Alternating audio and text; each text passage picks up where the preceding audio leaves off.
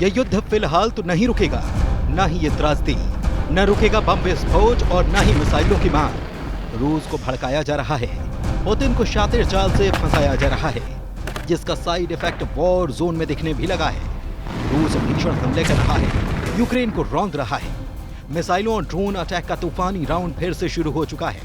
Trump ने इस पूरे युद्ध को ऐसा ट्रैप बना दिया जिसमें किसी के समझ नहीं आ रहा कि सुपर पावर आखिर है किसकी तरफ। ट्रंप आखिर चाहते क्या हैं? ट्रंप हर दिन नया स्टैंड ले रहे हैं, हर दिन नई टेंशन दे रहे हैं।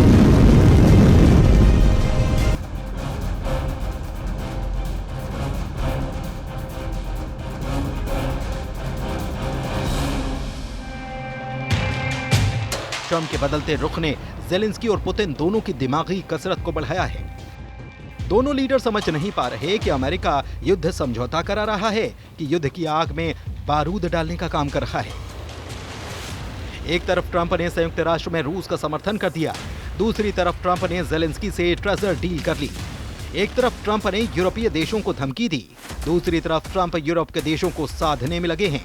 ट्रंप की तराजू पर कभी यूक्रेन का पलड़ा भारी है तो कभी पुतिन का। इस चक्कर को समझने में कई देशों की हालत खराब हो रही है।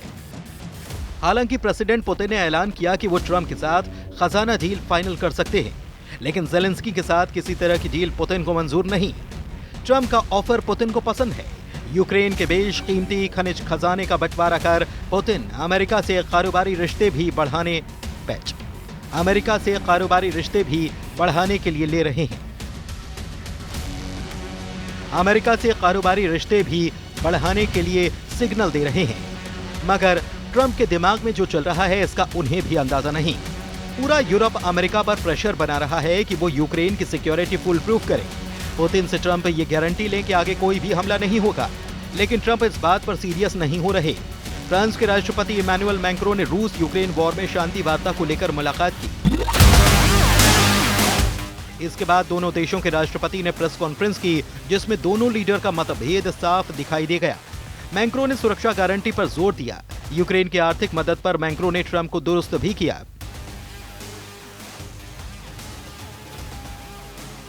मैक्रों ने ट्रंप की पोल खोल दी, उनके बड़बोलेपन से इत्तेफाक नहीं रखा, लेकिन ट्रंप डील की रट लगाए रहे। यूरोप के कई देशों को लगने लगा कि ट्रंप की डील से ज़ेलेंस्की को ऐसा घाटा लगने जा रहा है जिसकी भरपाई कभी नहीं हो पाएगी। हालांकि ट्रंप इस बात पर डटे हैं कि यूक्रेन युद्ध समझौता कर पुतिन को खुश कर दे। ट्रंप की दलीलों में डाउट ही डाउट है। उन्होंने किस तरह से ज़ेलेंस्की और यूरोपीय यूनियन को कंफ्यूज कर रखा है, उसे देखिए भी और समझिए भी। ट्रंप ने यूएन में ज़ेलेंस्की को झटका दिया। ट्रंप ने रूस को हमलावर देश नहीं माना। यूरोप के प्रस्ताव पर ट्रंप ने काउंटर प्रस्ताव बम फोड़ दिया। ट्रंप ने मैक्रों से लाइव कॉन्फ्रेंस में नोक झोंक तक कर ली। ट्रंप ज़ेलेंस्की से खजाने की डील फाइनल कर चुके हैं। ट्रंप पुतिन को भी खजाने में हिस्सा देने का ऑफर कर रहे हैं। ट्रंप यूरोपीय देशों को पुतिन से बचाने को तैयार नहीं है। ट्रंप ट्विस्ट और टर्न ने आधी दुनिया को परेशान कर दिया है।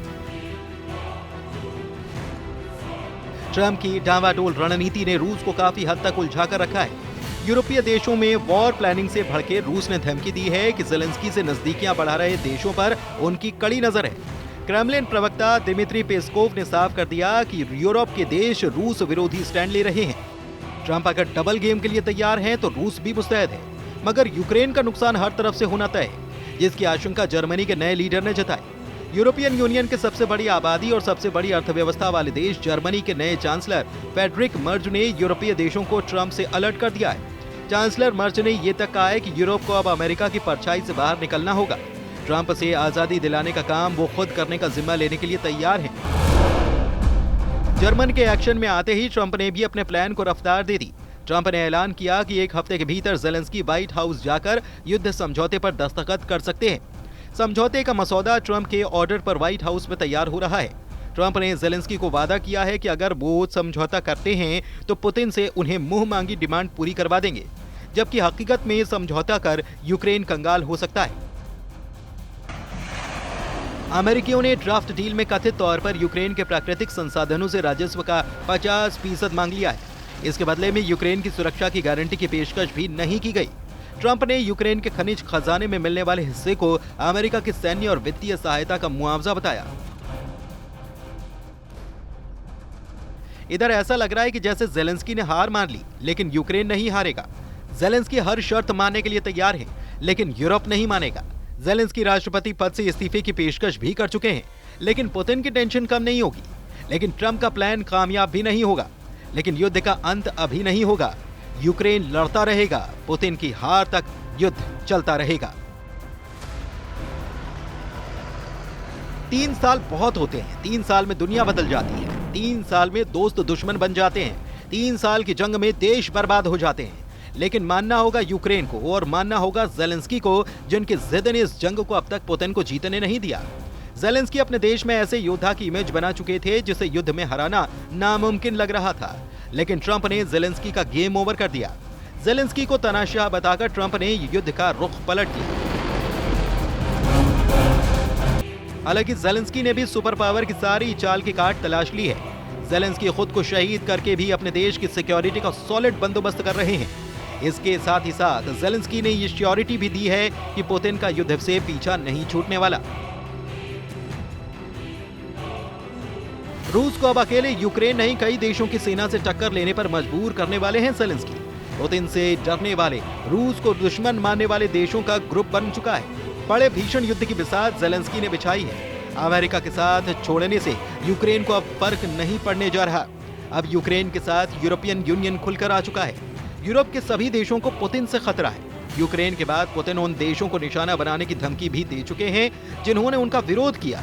ऐसे में यूरोप के सभी देश एकजुट हो चुके हैं। इसकी तस्दीक यूरोपियन यूनियन चीफ की कीव विजिट से हो चुकी है। वहीं जेलेंस्की बिना सिक्योरिटी गारंटी के समझौते के लिए तैयार नहीं थे, लेकिन अब दावा किया जा रहा है कि जेलेंस्की को मना लिया गया।